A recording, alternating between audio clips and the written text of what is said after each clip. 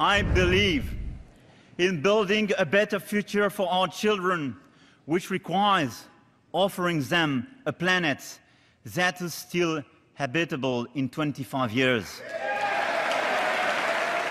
New at 5, the French president addressing a joint meeting of Congress and challenging the Trump administration on issues ranging from climate change to the Iran nuclear deal.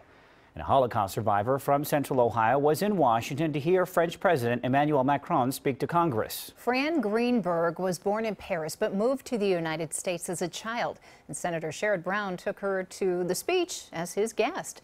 NBC4's Washington correspondent Jessica Smith has the story live from our D.C. bureau tonight. Jessica?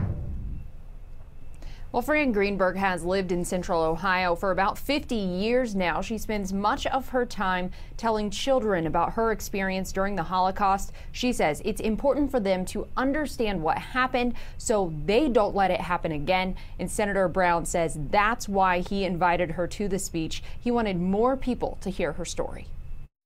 It was a nightmare my whole life. Fran Greenberg was just a child living in her hometown of Paris when the Holocaust forever changed her life. I remember when my father was taken in the middle of the night by the French police. And I saw this big truck taking my father away. I never saw him again. Her mother worked to protect Greenberg and her sister, living in the forest with other Jewish women while the girls stayed in orphanages and foster homes. My sister and I, there were days when we lived on a piece of bread a day.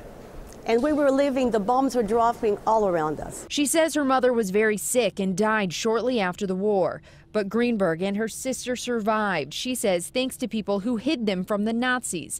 Eventually, at just 11 years old, she and her sister traveled alone to America.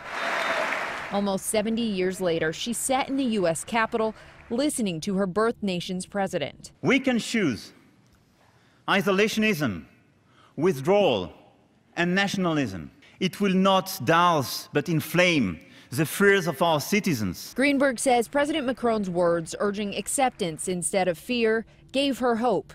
In his speech, he quoted Ronald Reagan. Freedom is never more than one generation away from extinction. That's why Greenberg says she'll keep telling her story. I was 11 years old. So the Holocaust will never be forgotten. I'm a witness. I lived through it, and now you're my witnesses.